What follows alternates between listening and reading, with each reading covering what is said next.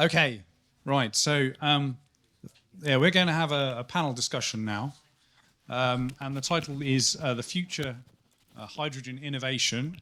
So we've got, four people on our panel. I'll introduce myself. So I'm Professor Andy Smallbone. I'm a professor at Durham University, and I've worked on hydrogen for, since 2005 in different ways and different shapes. And I'm involved in lots of the projects across ReHIP.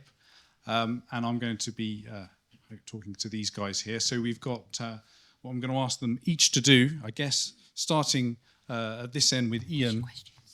We're going to start off by asking what to introduce yourself and what your commercial interest in hydrogen is, and then we'll go across the panel, and then we'll come back with the next question after that. So you've got a minute or so to do that. So yeah, give us some details. So Ian Hibbett from BOC. I've been with BOC now 29 years, and I've been dealing with hydrogen in various forms for most of that career. I was originally in R&D, and I was burning hydrogen sulfide, which suddenly turns into hydrogen when you get it hot. Where is BOC in terms of hydrogen? We produce a lot of it. We pump it all around Teesside. We've got pipelines of it. We've got trailers full of it. We bring occasionally liquid into the UK. A lot of you will say it's the wrong colour, but that's the colour we've got in the volumes we've got. Are we looking to change? Yes. When will it make economic sense to do so? Don't know. Will there be enough power available to go to full electric? Don't know. Will we be involved with blue hydrogen schemes? Yes. That's more or less my 1 minute, but I think the future of hydrogen is going to be very interesting. It's going to be large scale, and hopefully it will happen fairly quickly between now and before I retire.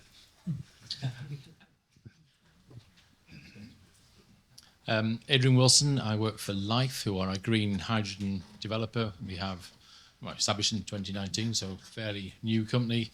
2021 we had an operation plant in France. We now have 3 in France, 1 in Germany. So we are expanding in that way. We are developing some plans for that Joanna's Department Mind Fund for HAR2 in the UK, 1 in Wallsend in Newcastle and 1 in the south. So yeah, that's what we're doing. My background is electrical engineering. I worked at British Steel and was there for 14 years before I moved into more R&D type stuff, and then electrical systems, and then found my way back into hydrogen, and it turns out industrial clusters and people looking at decarbonising iron and steel, for example. So yeah, full circle. Hello, my name's Joe Hobbs. I'm a senior process engineer for Hydrosun. So Hydrosun has a long history in sort of fluid solutions, so high integrity tubing, piping, valves, etc. But I actually work within a new division of the company, which is really looking to support and provide that knowledge into the sort of hydrogen and other sort of clean energy sector. As of last summer, we won the Aberdeen Hydrogen Hub project, so we're currently the sort of hydrogen technology package contractor for that project, which is probably, I think, in terms of projects at that stage, quite a late stage of sort of past final investment decisions, probably one of the sort of biggest projects currently being built in the UK. I know there's bigger things in planning and earlier stages, particularly with the HAR rounds going on. So yeah. Gianluca Galeazzi. I work at ERM. I'm a consultant, so a bit different to everyone else. We tend to support projects from across industry, but also government, with getting funding through projects like NZIP and other funding schemes, both in the UK and Europe. We support with techno-economic modeling. We support with implementation phases of the projects, kind of across the hydrogen value chain, but also do a lot of other things. We do have some of our own projects that we develop, like Dolphin that Joanna presented earlier. And we do a lot of kind of consenting and permitting support as well for large projects, not just in hydrogen, but also any other offshore large energy industries in the UK. Yeah, I've been there for a couple of years, supporting a range of hydrogen projects in the UK. Yeah. Okay, thank you very much. So I guess this one, to come to the next, I'm not going to put you under the first pressure this time again. We're going to come further down the line. So the next question really is, can you explain what you see the innovation challenges are for hydrogen going forward? Maybe that's for you, Andrew, next. So I think there's obviously a lot of innovation challenges, but I think a lot of them come down really to cost, and maybe if I said maybe not cost, maybe value. I think it was put very well that there's all these different support schemes to try and get hydrogen production, hydrogen distribution, transmission, and use cases, but most of those cases really aren't sustainable on a cost basis without support. And so everything that's being done, whether that's improvement in manufacturing of components, designing of plants, etc., it's all coming down into cost, and that goes through not just the sort of build of plants, but not just the supply chain of actual physical items going into it, but also operational ability. And I'm sure Ian might want to talk more on that maybe, but how you operate the plants, how to get the best out of the flexibility to try and get us as close to that sort of commercial viability as possible. I suppose there's also technical building blocks that are still missing. So if you're going to go from hydrogen to sustainable aviation fuel, for example, it's not all at TRL level 9. You can't do it today. It's TRL level 6 bits of it. So that there are bits of that process that need to be proven and brought out and so on. So it's an investor's nightmare for if you're not at the right sort of TRL level, you can't get an investment to do that project. And I guess some of the things that we think are all sorted, like let's say PEM electrolyzers, aren't really. The flexibility of those if you use them very flexibly, you have an impact on their lifetime. So you need to. There's a whole set of issues around there that could do with some research. And then some of the basic building blocks, maybe there are better ways of doing things. So things like electrolysis of CO2 and water might be a way forward to produce syngas rather than doing reverse water gas shifts and stuff like that. So there's a whole range of bits of things that still need to be looked at, I would say.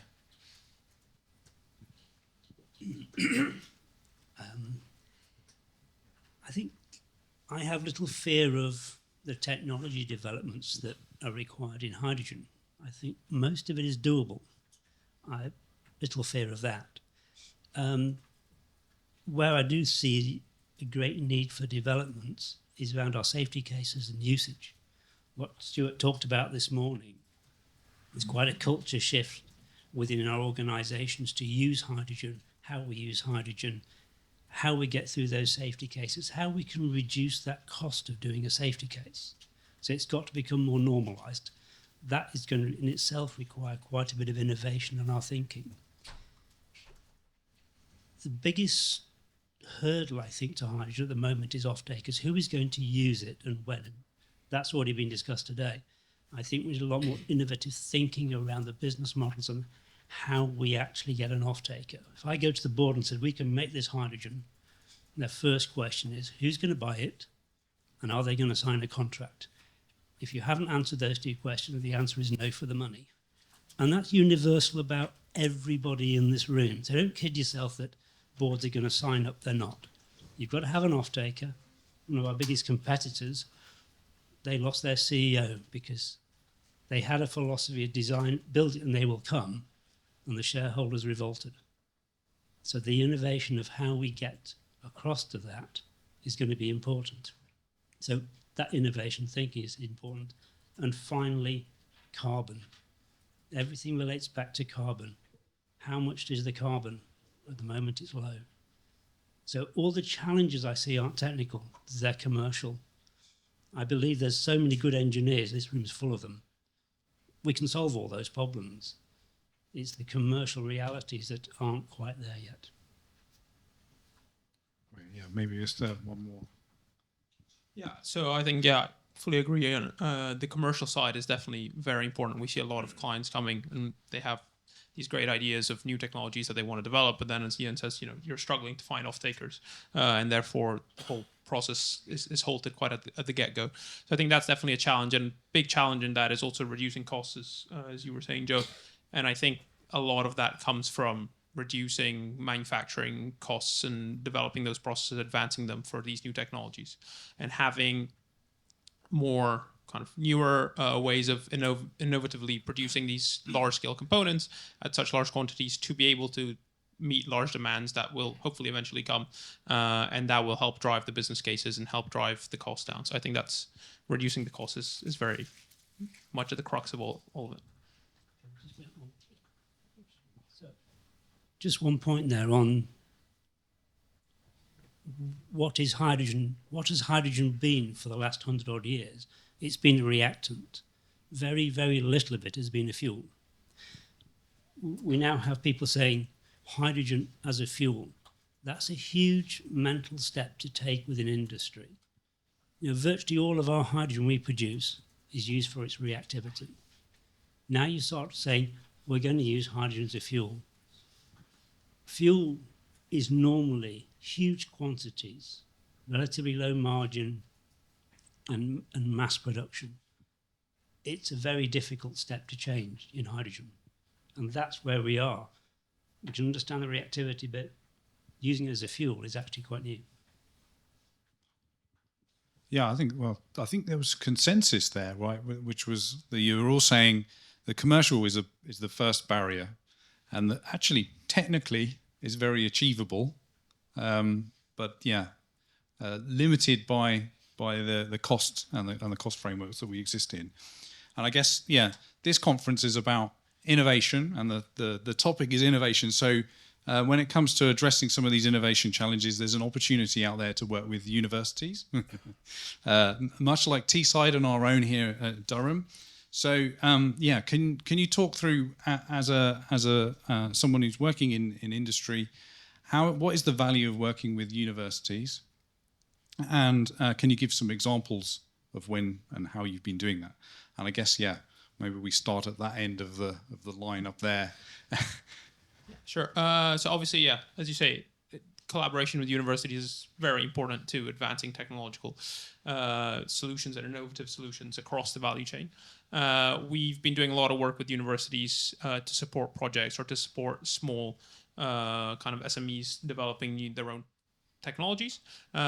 Recent example is we've been working a lot with the Edinburgh University to map out and model geological salt cavern and line rock cavern hydrogen storage systems, not only to see where they could be placed around the UK, but how much of a cost benefit they could bring to compared to other storage media, as well as how much of an overall benefit they could bring to the whole energy network in terms of redundancy and resilience of that system. So the modeling capabilities that universities have are often very, very beneficial to supporting these projects from a conceptual standpoint. I think there's certainly an ability and a space that universities provide for innovation that commercial companies quite often, so there's a little bit more of that focus on why and short-term returns. We've recently been working a little bit with a company that's effectively a university spin-out, going the way that we produce, in this case, Type 4 pressure vessels. So these are composite wrapped pressure vessels for hydrogen storage. Actually, there's a way that you can really sort of take a completely different approach to wrapping them, eliminating the sort of wet epoxy, and sort of get the weight advantages, the manufacturing speed, and therefore, going back to what I was saying before, the cost, just that incremental improvement. And it's those ideas that, nurturing them along, and then sort of that difficult stage where they have to leave the university and go into real life. We've used universities on projects. We did a project called Sea Life, which was a floating offshore hydrogen demonstrator, 1 megawatt, 34 kilometres off the coast, connected to a floating wind turbine off the coast of France. And we had Nantes University was involved in that, and they did some of the analysis and stuff for us during that project. And we also we seem to have lots of interns that turn up every now and again, and we do a load of projects with them and use them for have a look at this, have a look at that, have a look at the other, and see where that comes in. I noticed that when now we're scaling up this offshore hydrogen platform to a 10 megawatt one, we're not using a university, but we're using a research institute, which is I guess a private version of a university. So yeah, I guess it varies, and I guess probably it's a bit more direct. We could be a bit more directed about what we want from them at that point. We don't have to get a paper out. We can look at it internally and stuff. So yeah, we have various bits of work with universities.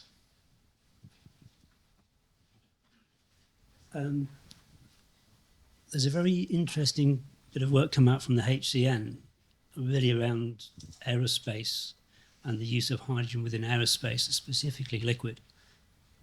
And they did a very interesting study around all the academic papers that have been put out there about hydrogen. And what's very clear is there's been a lot of work done, but the rigor required to make that data usable in places like aerospace, there's a realization that the information we really have that's authoritative, repeatable, and has been shown to be repeatable is yet to be there in the quantities needed to get things like aircraft flying and certified. And I see universities as a linchpin of making the work that's required to have the fundamental understandings of that molecule in whatever state it's in, that information is authoritative, it's usable, been repeated. Without that, you don't have a really strong basis to do fundamental innovation. So I'd recommend you read that report from the HCN. That is going to be where universities will drive forward innovation. Until you have hard base data, you can't innovate. And it's got to be reliable data. And I was quite surprised that some of that information, that analysis, that it isn't quite there yet. But the UK is in a very, very strong position to be able to fill that. And our university sector is probably one of the top 3 in the world to be able to do that. And I'd like to see our sector drive that innovation and that base data, and from that all the innovation will come. Great, thank you very much. And I should say, I'm going to ask them one more question, and then we're going to give you an opportunity to ask your own questions using the QR code that's just above my head.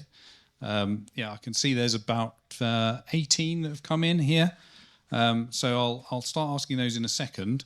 But the last one I was going to ask really about kind of the future, right? So we've talked about scale up, we've talked about costs coming down, but maybe in 2035, they may well have come down. So what's your vision of what the hydrogen sector will look like in that kind of time frame over the next decade or so? I guess the two things that are kicking around at the moment in government policy that appear to have a major lever on hydrogen is Clean Power 2030 and the SAF stuff.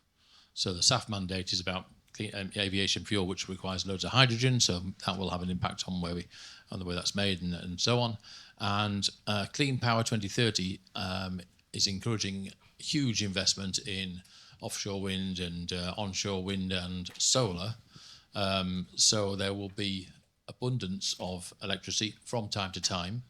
And what the government really needs to match that, to use that mainly is a dispatchable demand that hydrogen could be part of. So they need to think about how they encourage dispatchable demand, put those two together, and I think you've suddenly got a massive potential for a hydrogen infrastructure, at which point all those other things, that transport and everything else that comes from, in the decarbonising industry, has all got more of a chance because you're starting to get some scale to the thing, and you might get some cost reductions and all the rest of it. And also you're mopping up lower cost electricity, so that's going to be good as well. I think there's something, so there's almost sort of two hydrogen industries. There's almost like a sort of a legacy sort of industry of sort of grey hydrogen, and as Ian pointed out, mainly used as a reactant. And there's almost a new industry of, largely blue, maybe largely green, maybe some blue hydrogen, sort of almost being aimed at sort of, fuel use. And I think the thing that I see that's, essential in the next 10 years is kind of almost that merging into a single hydrogen industry, where we're starting to see the blue and the green moving into the traditional reactant hydrogen segments, the ammonia production, the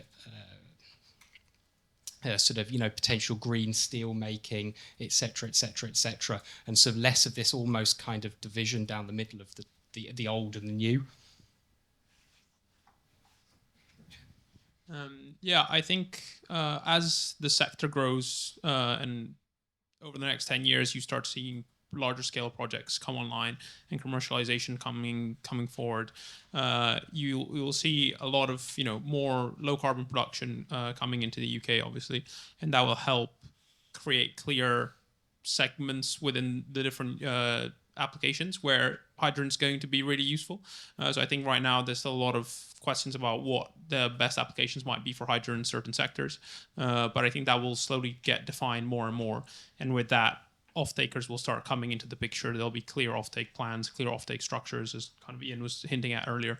And that will help the whole sector kind of develop into one direction, as opposed to having this mixed kind of gray area where there's a lot of different things that people want to try and use hydrogen for, and therefore none of them are really kicking off as much as they necessarily should be.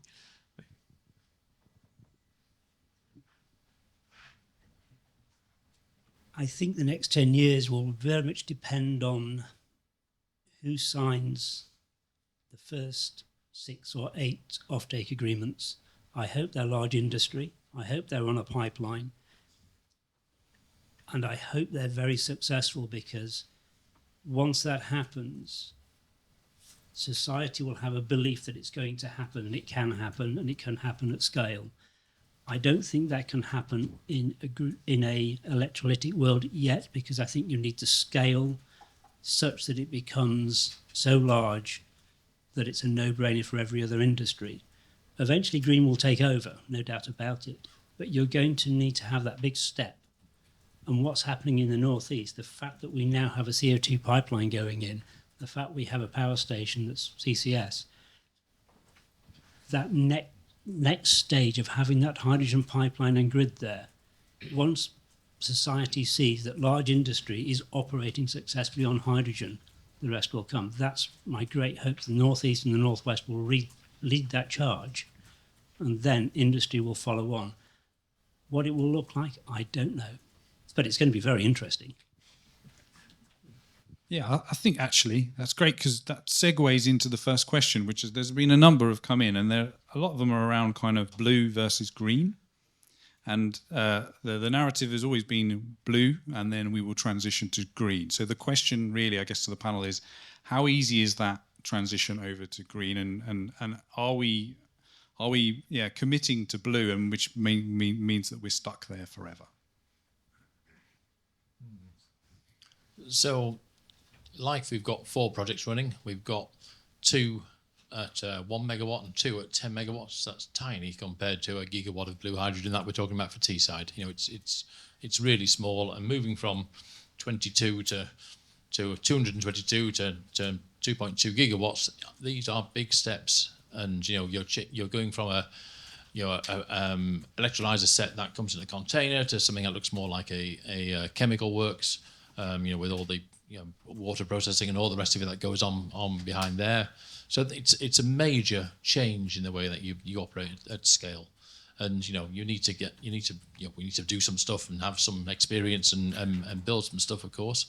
But yeah, it's not going to be, as you say, it's not trivial to go from 1 megawatt to 1 gigawatt. That's definitely the case. Whereas blue hydrogen, it's just capturing the CO2. How hard can that be? I think there's a sort of a big element of scale here, and it always feels that the green projects have been a lot, like you're saying, a lot smaller. But because they're smaller, it's easier to find and to link up with previous said. It's easier to find one off-taker of a limited extent who can take the hydrogen and use it productively.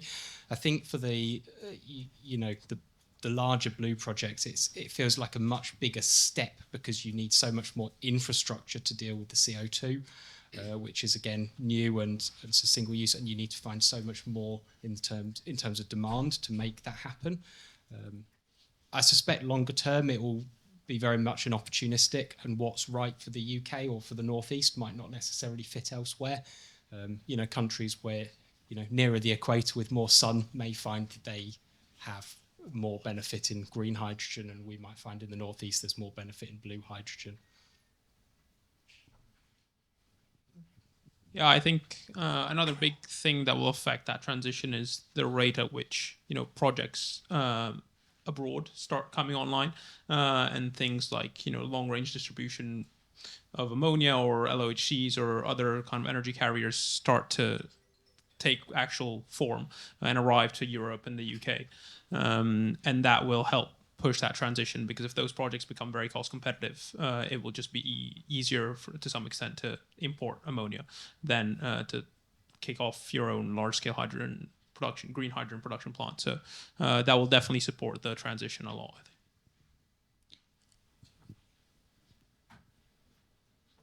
Is it a competition between blue and green? I would say the answer is no.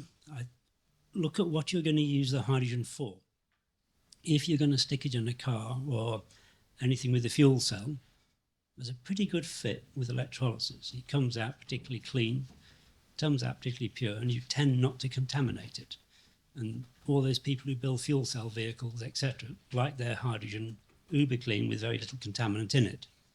Blue hydrogen intends to be made at large scale, stick down some dirty pipe work, and our friends in the grid tend to want to put some sulfur species in it to make it smell nice, and which actually makes a whole mess of the people who use fuel cells. So I don't see it's one or the other. I think you're going to need both, and they will grow at different speeds.